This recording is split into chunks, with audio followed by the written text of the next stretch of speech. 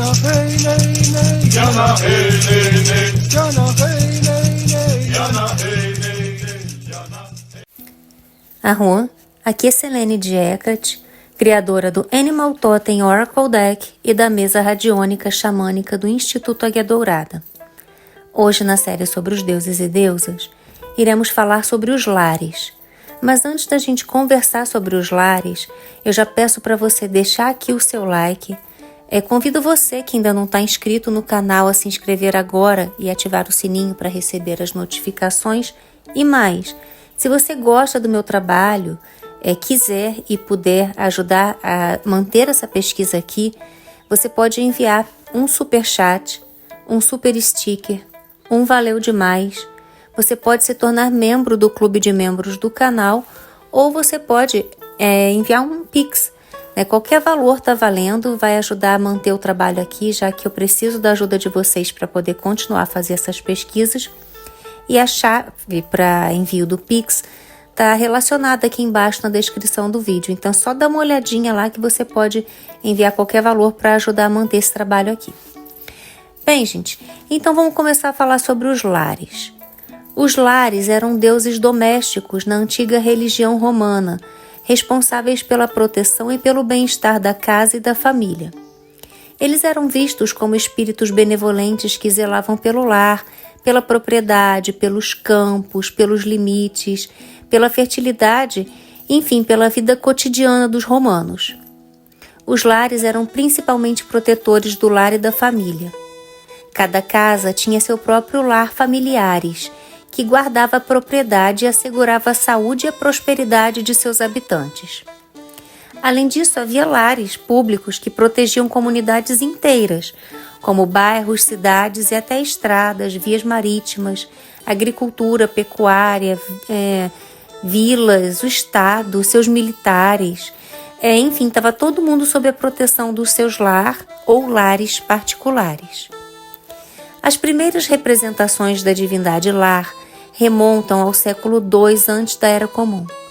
As que existem até hoje foram feitas em bronze e em pedra, mas havia de outros materiais, como madeira e terracota. Lares são representados como duas figuras masculinas pequenas, jovens e vivas, vestidas com túnicas curtas, rústicas e cintadas, segundo Plutarco, feitas de pele de cachorro. Os lares assumem a atitude, melhor dizendo, de um dançarino na ponta dos pés ou levemente equilibrados em uma perna. Um braço levanta um chifre de bebida chamado riton, como se fosse oferecer um brinde ou uma libação. O outro traz um prato raso de libação chamado patera. Os santuários com pitalha, a gente já vai falar o que é isso daqui a pouco, no mesmo período, mostram figuras do mesmo tipo em lares. Imagens santuários pintadas de lares emparelhados mostram-nos em poses espelhadas à esquerda e à direita de uma figura central, considerada um gênio ancestral. São conhecidas duas iconografias dos lares. Uma, que elas têm as pernas ligeiramente erguidas, como se estivessem dançando, e com a mão direita levantada, sustentando o ritão ou a cornucópia, enfim, e geralmente tendo como acabamento uma cabeça de animal decorativo. Na mão esquerda, abaixada e estendida, eles seguram vários objetos, mas em especial a pátera ou uma cítula, mas às vezes uma palma ou um ramo de louro. A este tipo de representação iconográfica dá-se o nome de lares dançantes. A outra iconografia apresenta os lares como uma figura parada, tendo a mão esquerda abaixada e segurando uma cornucópia, símbolo da fertilidade, e a mão direita uma pátera ou patera, igualmente abaixada. Estes são chamados de lares estáticos e são considerados um tipo autônomo que se desenvolveu paralelamente aos dançantes. Em ambas as iconografias, os lares são jovens de cabelos ondulados, usando túnica curta, com botas ou sandálias. Os lares dançantes chegaram a ser denominados como lares compitais, enquanto os estáticos foram chamados lares familiares, o que, no entanto, levou ao engano de somente associar os dançantes às encruzilhadas e os estáticos às práticas domésticas. Na verdade, é frequente encontrar ambos no contexto doméstico, como é o caso em Pompeia e em Herculano. De todo modo, a reestruturação religiosa promovida por Augusto no ano 12 antes da Era Comum, as duas representações acabaram por convergir. Assim, tanto o estático foi adotado na celebração pública da Compitalia, quanto o dançante substituiu a representação do pacato lar estático no interior das casas. Achados epigráficos nas necrópoles da Etrúria ligam a divindade lar ao culto etrusco de Lá com H no final, L-A-H. Já no século XIX, o escritor e folclorista irlandês Thomas Knightley, que viveu entre os anos de 1789 a 1872, destaca, esses achados, destacaram uma curiosa e casual semelhança das palavras Larth, com L-A-R-T-H, com a palavra Lord, ou Senhor, em inglês. Afirmava a procedência etrusca dessa divindade porque, segundo esse pesquisador, na língua etrusca, a palavra Larth, com L-A-R-T-H, ou Lars, L-A-R-S, significaria Senhor. Apesar dessa hipótese, e embora o historiador francês Pierre Grimal, que viveu entre os anos de 1912 a 1996, afirme como induvidosa a origem etrusca dos lares, ainda se tem como incerta sua origem, sendo incerta também a etimologia do seu nome. Alguns estudiosos, inclusive, afirmam que lares derivam do latim arcaico lases, L-A-S-E-S, que por sua vez viria da palavra larva, ou fantasma em latim.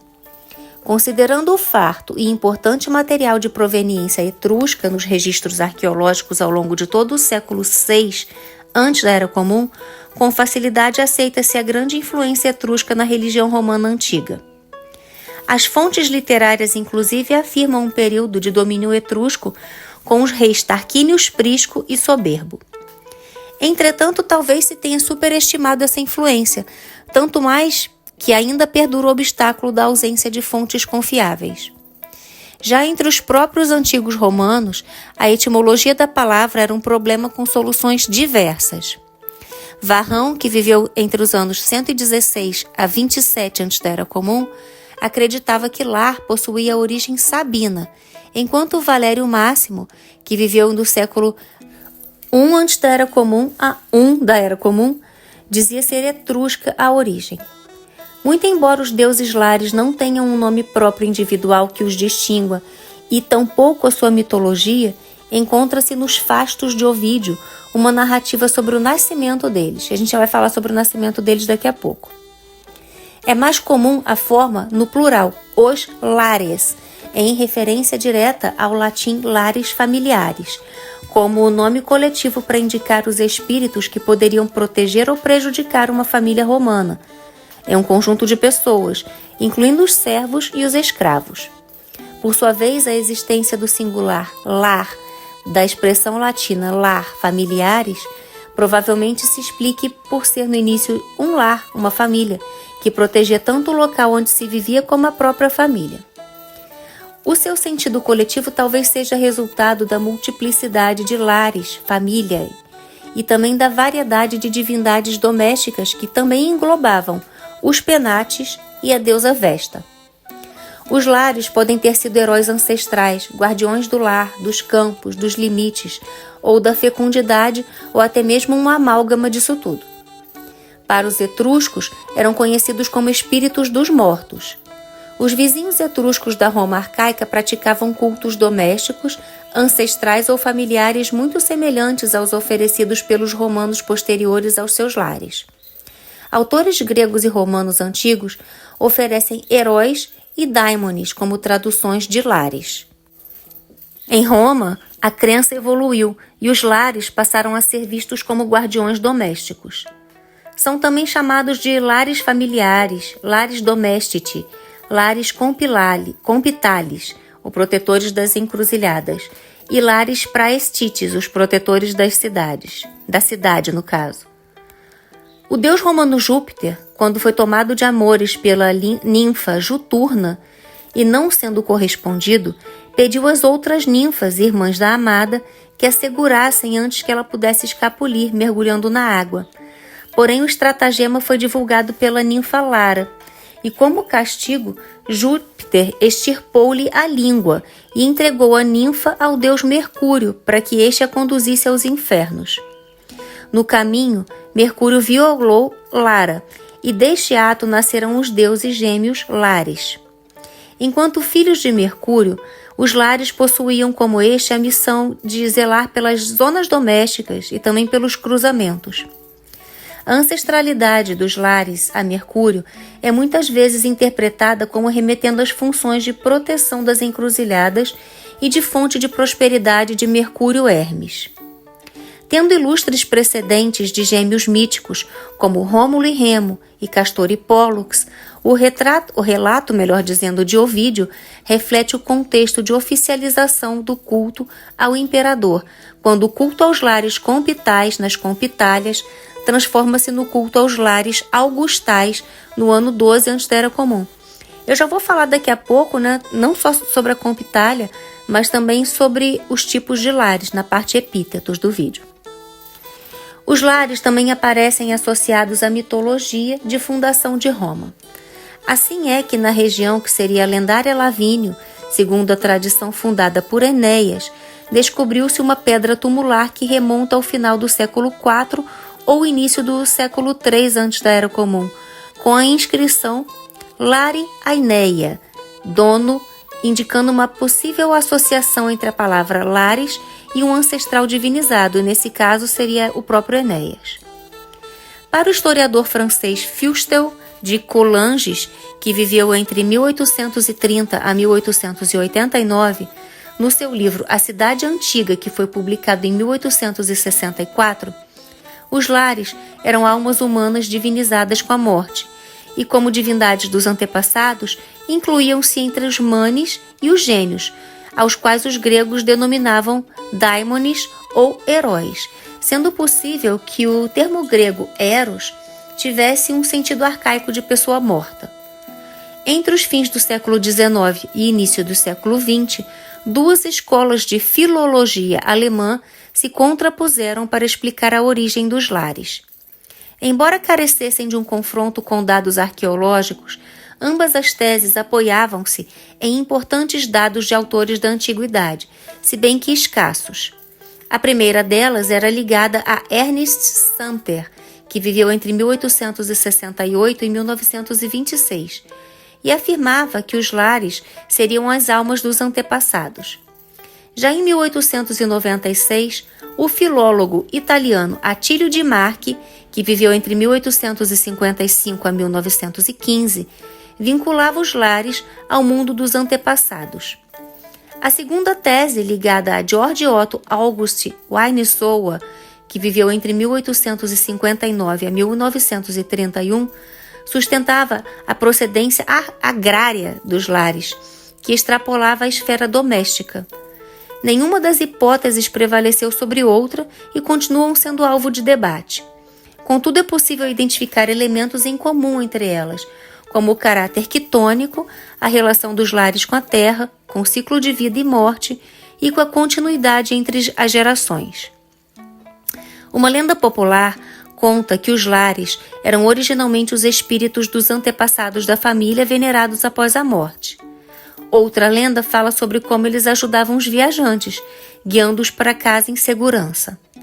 Acreditava-se que os lares observavam, protegiam e influenciavam tudo o que acontecia dentro dos limites de sua localização ou função. As estátuas dos lares domésticos eram colocadas à mesa durante as refeições familiares. Sua presença, culto e bênção parecem ter sido exigidos em todos os eventos familiares importantes. As famílias romanas tradicionais possuíam pelo menos uma figura protetora de lares, alojada em um santuário junto com as imagens dos penates da família, da imagem do gênio e de quaisquer outras divindades favoritas. Suas estátuas eram colocadas à mesa durante as refeições e banquetes, como a gente já falou. Elas testemunhavam,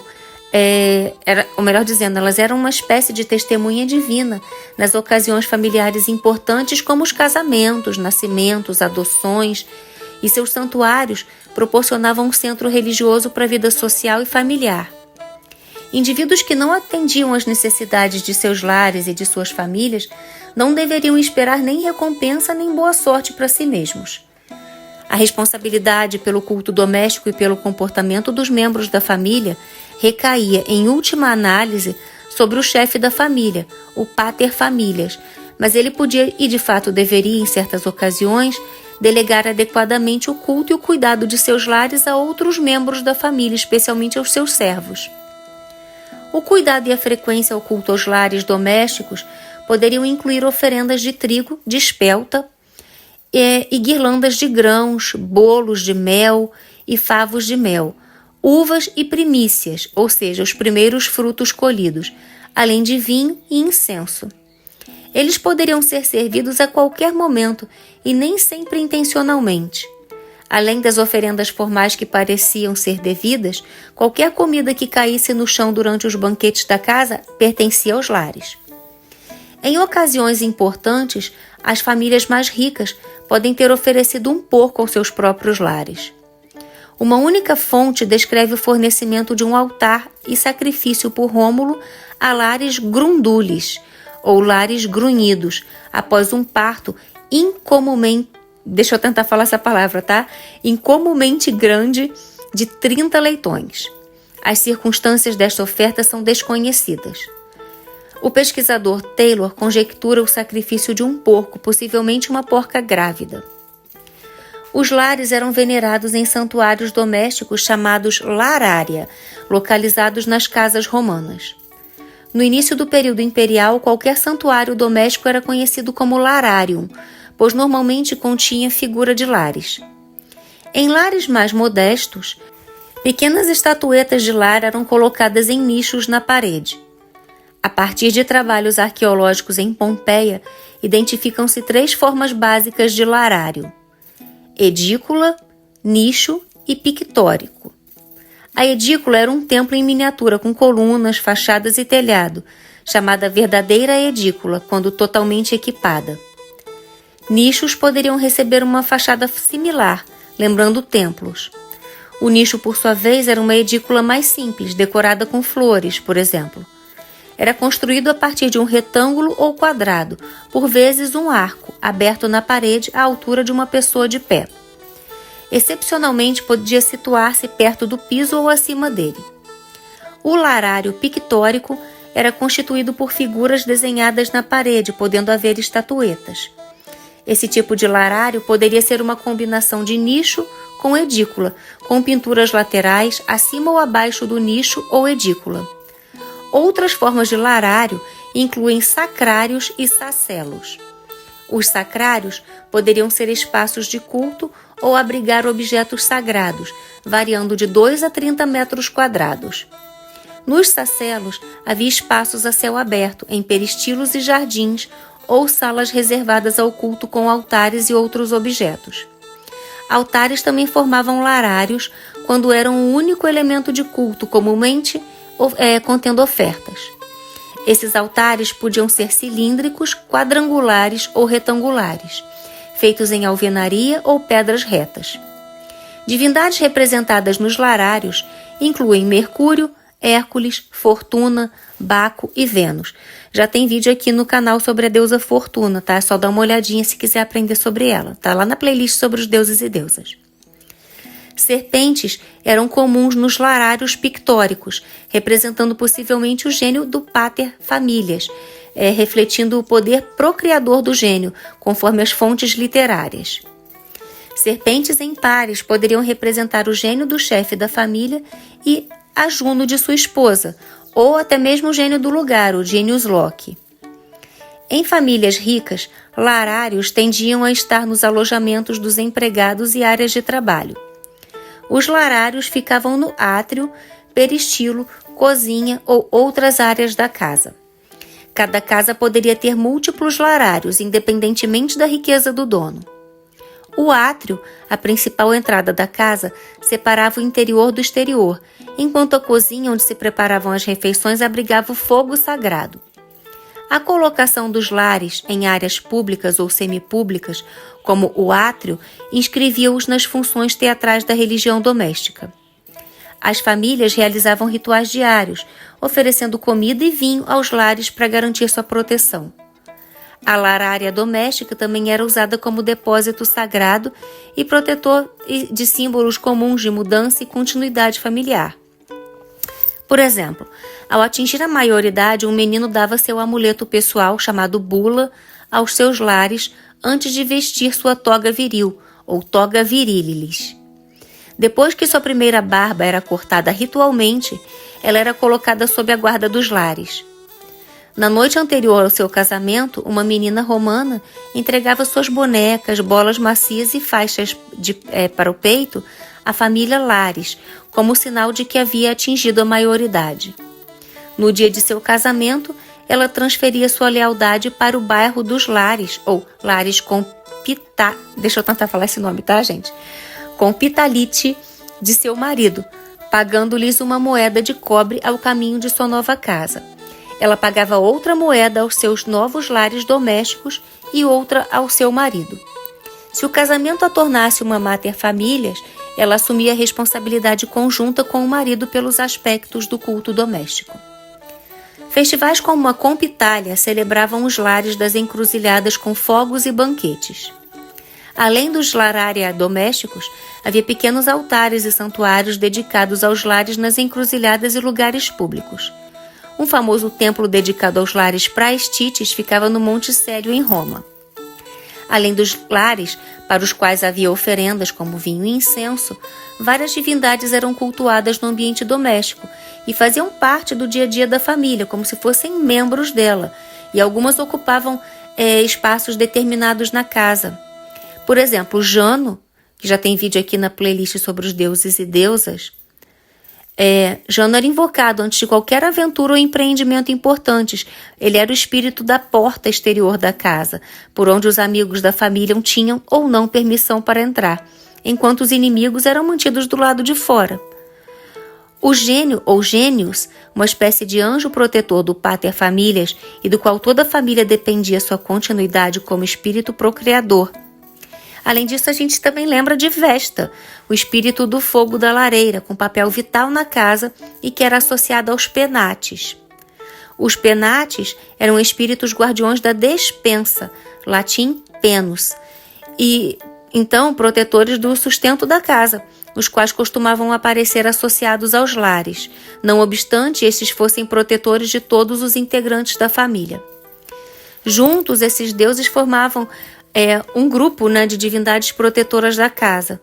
Por causa dessas associações, os lares são por vezes categorizados como deuses domésticos, mas alguns tinham domínios muito mais amplos, porque eles também eram associados às estradas, vias marítimas, agricultura, pecuária, vilas, cidades, ao Estado, aos militares do Estado, Todos eles estavam sob proteção de seus ou lares específicos. E os lares que protegiam os bairros locais, ou vice, eram associados nos santuários da encruzilhada, ou compitalia, que serviram de foco para a vida religiosa, social e política das suas comunidades locais, esmagadoramente plebeias. Os oficiais de seu culto incluíam libertos e escravos, de outra forma excluídos por status ou qualificações de propriedade da maioria dos cargos administrativos e religiosos. Lares pertenciam ao domínio físico limitado, sob sua proteção, e parece ter sido tão inumerável quanto os lugares que protegiam. Alguns parecem ter funções sobrepostas e mudanças de nome. Alguns não têm nome particular ou descritivo. Por exemplo, aqueles invocados junto com Marte no Carmen Arvali são simplesmente Lases, uma forma arcaica de Lares, cujas funções divinas devem ser inferidas a partir da redação e do contexto do próprio Carmen. Da mesma forma, aqueles invocados juntamente com outras divindades pelo cônsul Publius Decius Mus, como um ato de devócio antes de sua morte em batalha, são simplesmente lares. Festivais como a Compitalia, os Compitalia, melhor dizendo, celebravam os lares das encruzilhadas com fogos e banquetes, e além dos larária domésticos, havia pequenos altares e santuários dedicados aos lares nas encruzilhadas e em lugares públicos. Um famoso templo dedicado aos lares praestites ficava no Monte Célio, a gente já falou sobre isso. A cidade de Roma era protegida por um lar ou lares, instalado em um santuário ou sacellum, no antigo limite sagrado da cidade, chamado Pomerium. Cada vicus romano, plural viti, direitos administrativos, tinha os seus próprios lares comunitários alojados num santuário permanente num cruzamento central do distrito. Esses lares compitaliti eram celebrados na festa Compitalia, do latim compitum, encruzilhada, logo após as Saturnálias, que encerravam o ano velho. Nos ritos solenes e suntuosos da Compitalia, um porco era conduzido à procissão comemorativa pelas ruas do Vicus e depois era sacrificado aos lares em seu santuário da Compitalia. As ofertas de culto a esses lares eram praticamente as mesmas que as feitas aos lares domésticos. A própria Compitalia foi explicada como uma invenção do sexto rei de Roma, Servius Tullius, cujas origens servis e favorecimento para com plebeus e escravos antagonizaram a casta patrícia governante de Roma e por fim causaram sua queda. Diz-se que ele foi gerado por um lar ou algum outro ser divino de uma escrava real. Portanto, embora os lares compilatiti fossem considerados para proteger toda a comunidade, independentemente da classe social, seu festival tinha um ambiente distintamente plebeu e uma medida da reversão do status quo da Saturnália.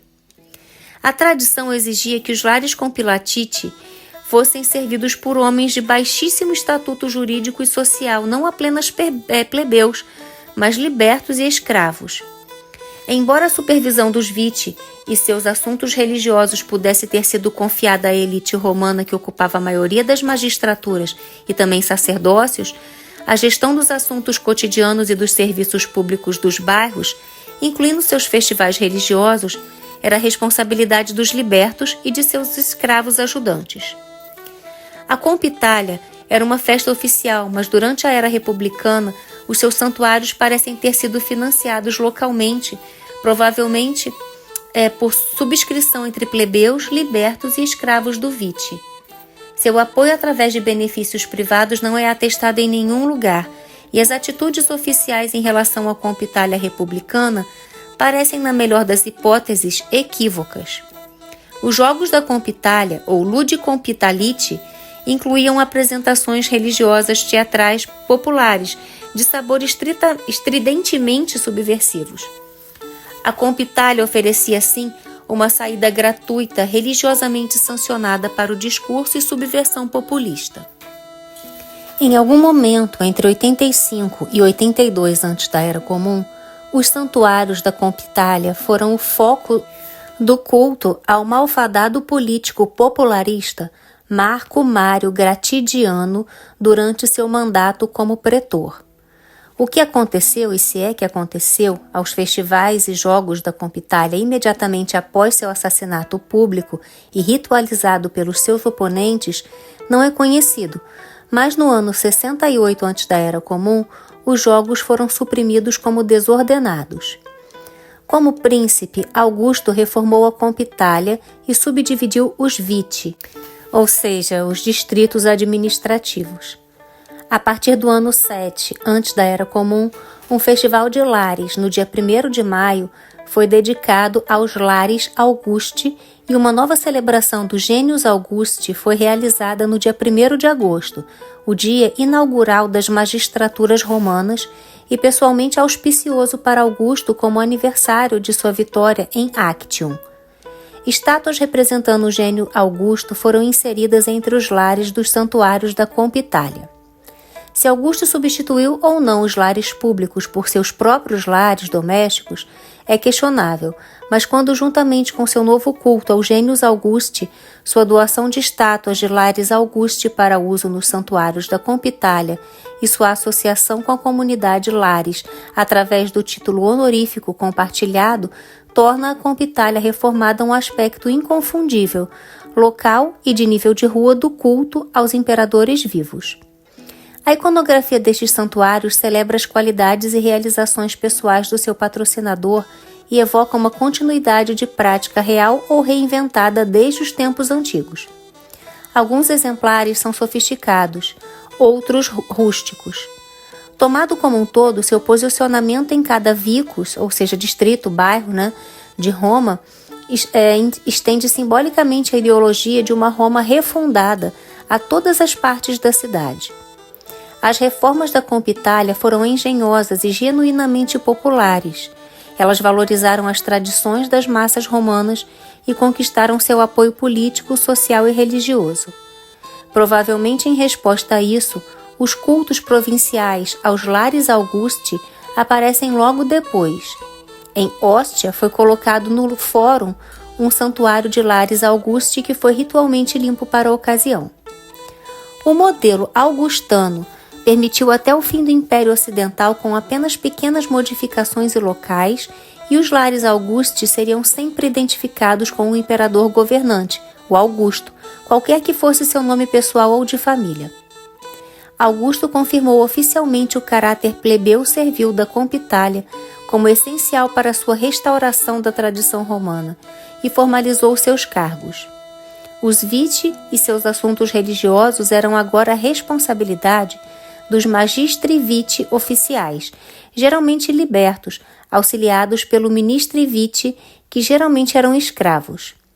Uma dedicatória do ano de 2 antes da Era Comum aos Lares Augusti lista 4 escravos como oficiais do santuário de seu vicus.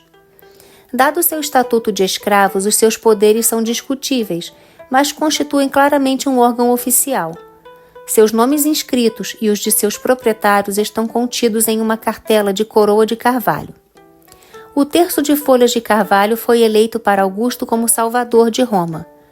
Ele era o pater, ou pai, simbólico do Estado romano, e embora seu gênio fosse devido ao culto de sua extensa família, sua oferta parece ter sido inteiramente voluntária. Quase nenhum dos santuários reformados de Compital apresenta evidências de culto ao gênio do imperador. Augusto agiu com perspicácia política de qualquer patrono responsável. Sua subdivisão dos viti criou novas oportunidades para seus clientes. Retribuiu a honra com honras, o que para a plebe significava cargos, sacerdócio e o respeito dos seus pares, pelo menos para alguns. No Satiricon de Petrônios, o lictor de um magistrado bate na porta de Trilmáquio, causa uma agitação terrível, mas entra Abinas, um dos novos sacerdotes de Augusto, pedreiro de profissão, vestido com seus trajes, perfumado e completamente bêbado. Em comparação com as principais divindades de Roma, os Lares tinham alcance e potência limitados, mas as evidências arqueológicas e literárias atestam seu papel central na identidade romana e na vida religiosa. Por analogia, um romano que voltava para casa poderia ser descrito como retornando ad larem, ou seja, para o lar. Apesar das proibições oficiais dos cultos não cristãos a partir do final do século IV, os cultos não oficiais aos lares persistiram pelo menos até o início do século V. Do final da Era Republicana e do início da Era Imperial, os registros dos irmãos Arval e alguns poucos romanos alfabetizados mencionam a existência da Mater Larum, ou Mãe dos Lares. Seus filhos são invocados no hino de Arval, e Varro a nomeia como Mania, uma divindade originalmente sabina. Posteriormente, Mania é associada a espíritos malignos ou ao bicho-papão. Macróbio descreve estatuetas de lã penduradas durante a Compitalia como Maniae, uma substituição para sacrifícios de crianças ao Mater Larum, instituídos pelo último rei de Roma e abolidos pelo primeiro cônsul, L. Junius Brutus. Estudos modernos veem os ritos Arval para a Mater Larum como quitônicos. associando-a a uma forma sombria de Telos, a Mãe Terra. Ovídio apresenta a Mater Larum como uma ninfa chamada Lara, punida por trair os amores secretos de Júpiter. A gente já falou aqui sobre isso, inclusive, né? Lara teve a língua cortada, ela se tornou, então, muta, ou seja, muda, né? Que não fala. Mercúrio levou Lara para o submundo, engravidou e ela teve os lares, né? Que são vistos como manes do silêncio. A história de Mater Larum ilustra a complexidade das crenças romanas, mesclando elementos quitônicos e mitos de origem com rituais cotidianos, adaptando tradições antigas às práticas religiosas em evolução. O mito poético de Ovídio sugere que os ritos antigos da Mater Larum sobreviveram como um culto popular entre mulheres durante a Ferália. Durante esses rituais, uma velha costura uma cabeça de peixe, unta-a com piche, fura e assa, simbolicamente silenciando línguas hostis enquanto invoca Déa Tácita. Ovídio propõe que os lêmures, considerados formas errantes e malévolas dos lares, participam da Lemuralia, um festival romano. Durante a Lemuralia, os lêmures famintos visitam casas romanas buscando o culto dos vivos. Para apaziguar esses espíritos, o Pater Familias realiza um ritual noturno, oferecendo libações de água mineral e feijões pretos, que são cuspidos no chão. Qualquer lêmure insatisfeito com essas oferendas é assustado pelo barulho de potes de bronze. Taylor observa o caráter quitônico das oferendas que caem ou são expelidas em direção ao solo. Se a natureza da Mater Larum conecta os lares à terra, então, segundo Taylor, eles são considerados espíritos dos mortos. Plutarco conta a lenda de Sérvio Túlio, o sexto rei de Roma que fundou o Festival Público dos Lares, chamado Compitalia. A futura mãe de Sérvio, uma escrava virgem, foi impregnada por uma aparição fálica que surgiu da lareira ou por outro ser divino que alguns consideravam uma divindade principal ou um herói ancestral, e outros um lar, sendo esta última uma forte tradição popular.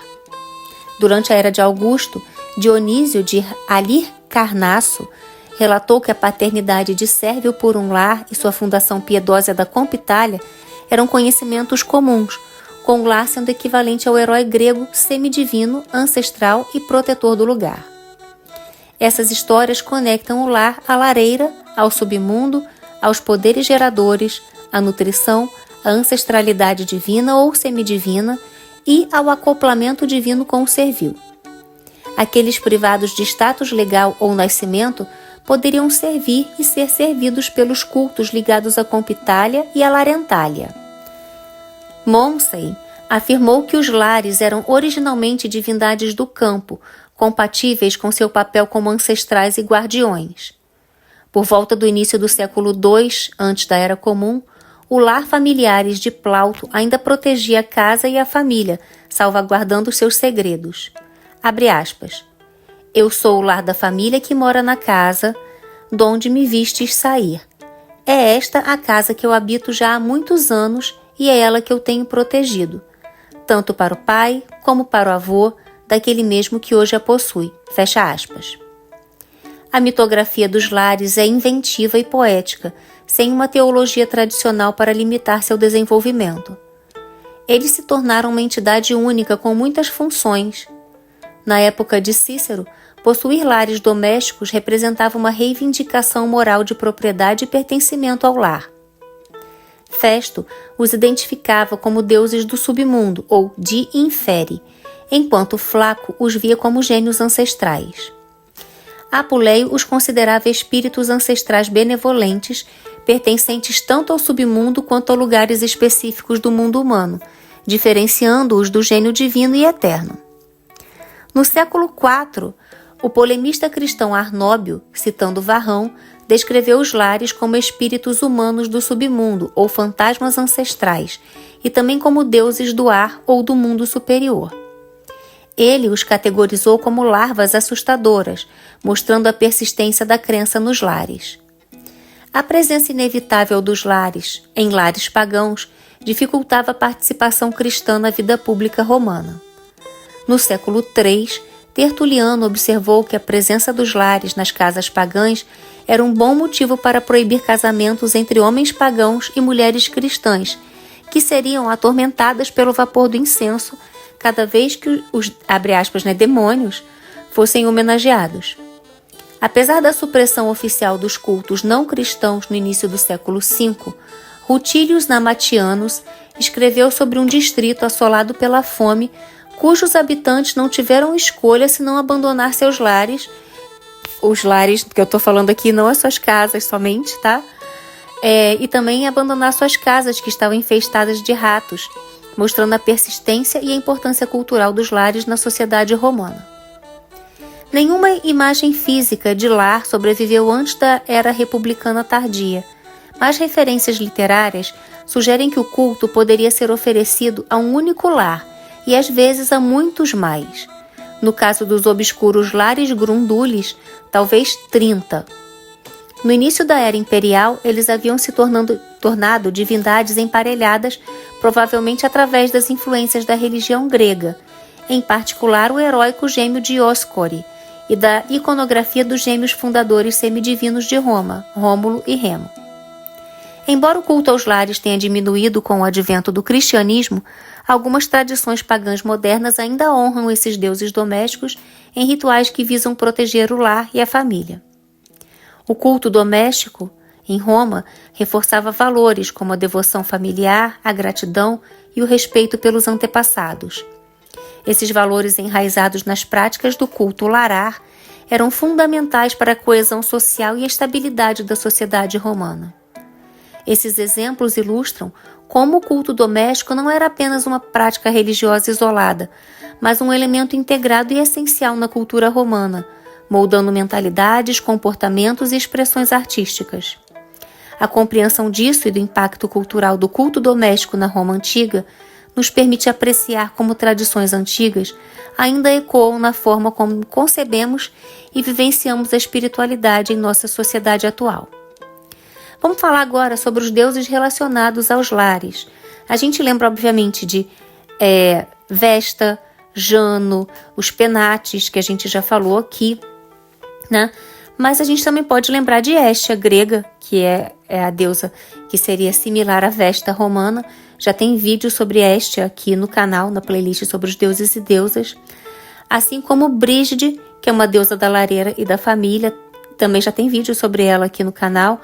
E também tem meditação, tá? Só dá uma olhadinha na playlist sobre os deuses e deusas e a playlist também sobre a meditação com a deusa.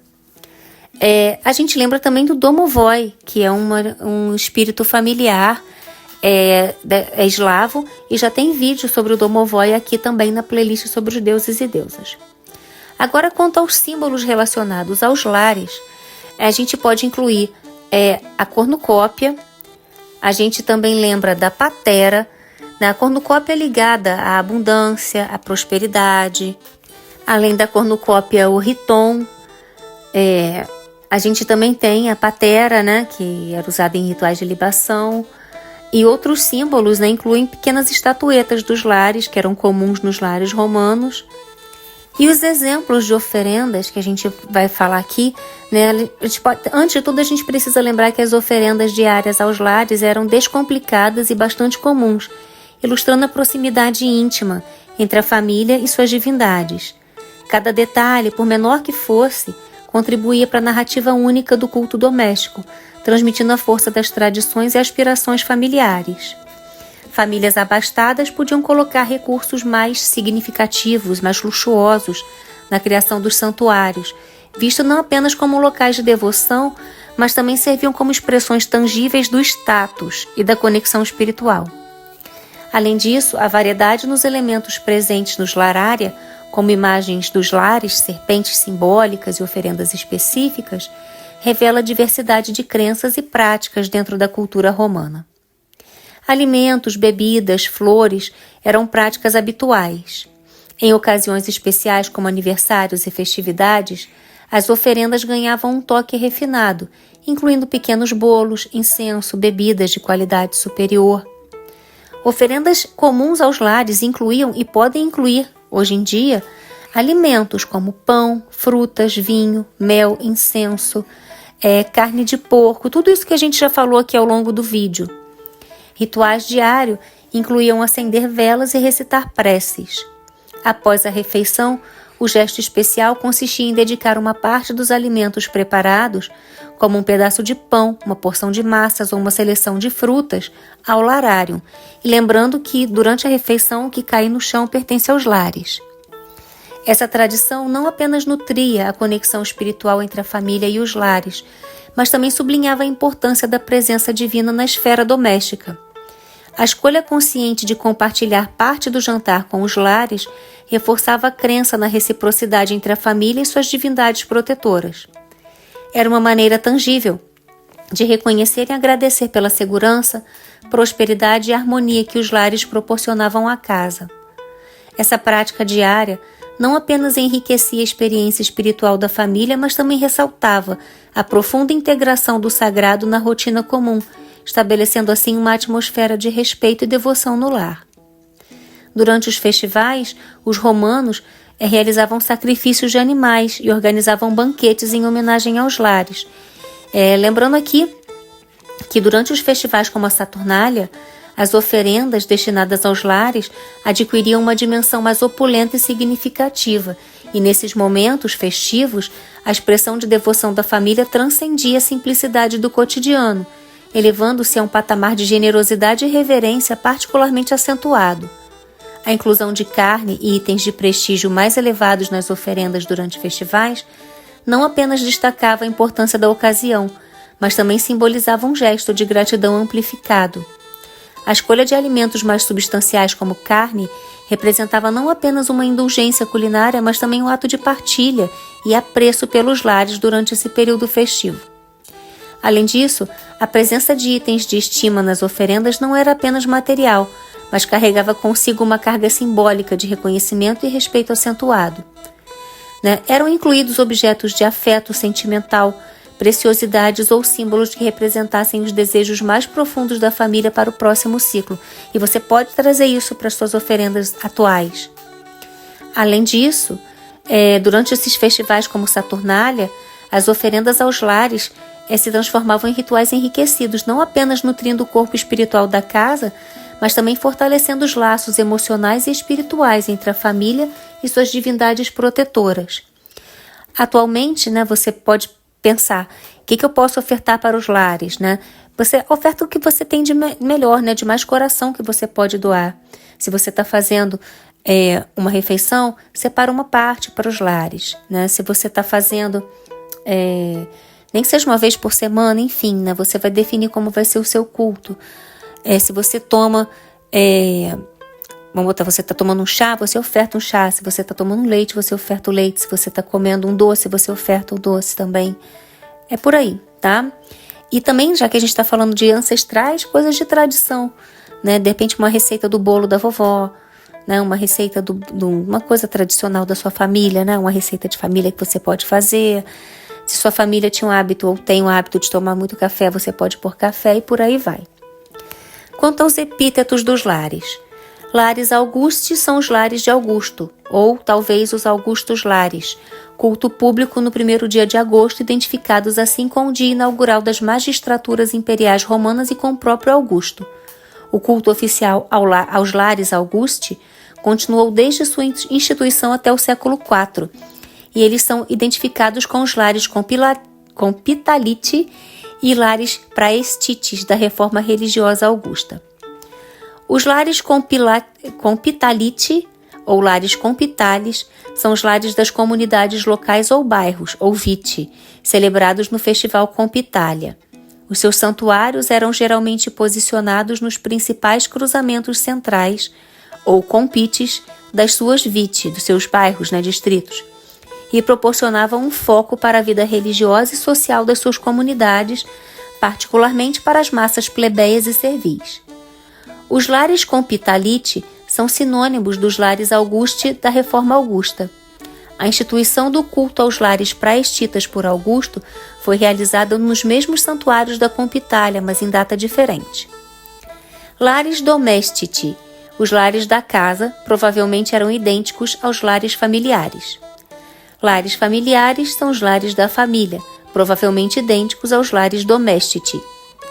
Lares grundulis, os 30 lares grunhidos, ou lares dos beirais, supostamente receberam o altar e culto de Rômulo ou Enéas, quando uma porca produziu um prodigioso parto de 30 leitões. Segundo Dionísio de Alircanaço, o local onde a porca dava à luz os leitões e Enéas fazia o sacrifício era sagrado e proibido aos estrangeiros. Dizia-se que o corpo da porca era mantido em Lavinium, preservado em salmoura como um objeto sagrado. Os 30 leitões forneceriam a justificativa teológica para os 30 populi albenses das Feriae Latinae, ou os 30 bairros fortificados supostamente fundados por Enéas em Lavinium, e as 30 curiae de Roma. Lar militares, ou lar militar, nomeado por Martianus Capella como membro de 2 grupos de culto distintos que incluem Marte, Júpiter e outras importantes divindades romanas.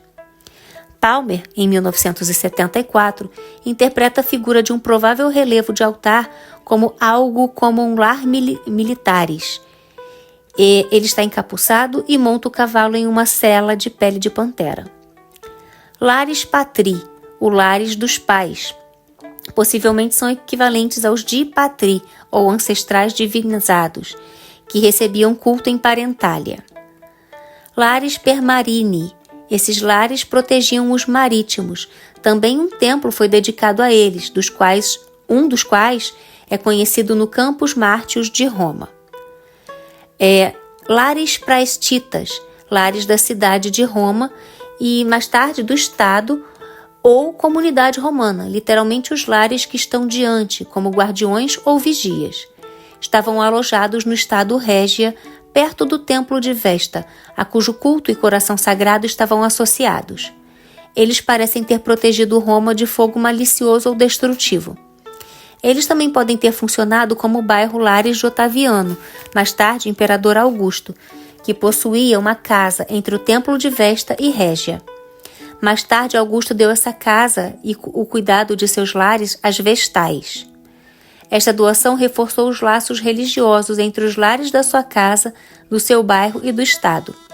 As suas reformas da Compitalia alargaram essa identificação a todos os santuários dos bairros de lares. No entanto, lares praestites e lares compitalis, nomeados lares Augusti, provavelmente não deveriam ser considerados idênticos. As festas locais aconteciam nos mesmos santuários de Compitalia, mas em horários diferentes. Lares rurales, lares do campo, identificados como custodes agri, ou guardiões dos campos por tíbulos. Lares viales, os lares de estradas, via. Eles são os lares das estradas e aqueles que as percorrem. Agora a gente vai fazer uma oração para honrar os lares, mas antes de fazer a oração, já aviso a vocês que todo o material que eu utilizei para fazer essa pesquisa está descrito aqui embaixo, está relacionado aqui na descrição do vídeo. É só você entrar nesses links aí que vocês vão encontrar tudo que eu falei e podem encontrar mais coisas porque não dá para colocar tudo, tá, gente? Então, vamos fazer a oração para honrar os lares. Ó lares sagrados, guardiões do lar, vós que zelais pela família e pela chama, agradeço pela sua proteção e cuidado, nesse dia e em todos os dias. Ofereço a vocês pão, vinho e meu coração, para que a minha casa seja sempre um refúgio seguro. Guie meus passos, abençoe meu lar. Que a paz e a prosperidade sempre reinem aqui, sob vossa vigilância, presença e amor eterno. Lares familiares, aceite minha devoção, e que vossa luz brilhe sempre em meu lar. Que assim seja. Essa oração você pode fazer diante de um larário ou do seu altar, em um momento de reflexão e devoção, acompanhada de pequenas oferendas, como frutas ou vinho, para honrar e agradecer aos lares por sua contínua proteção e cuidado. Bem, gente, espero que vocês tenham gostado desse vídeo. Conta aqui nos comentários o que vocês acharam, se vocês já cultuam os lares, e deixem mais algumas dicas para quem está começando a cultuá-los. Aguardo vocês no próximo vídeo. Mitakuye Oyasin, eu honro todas as nossas relações.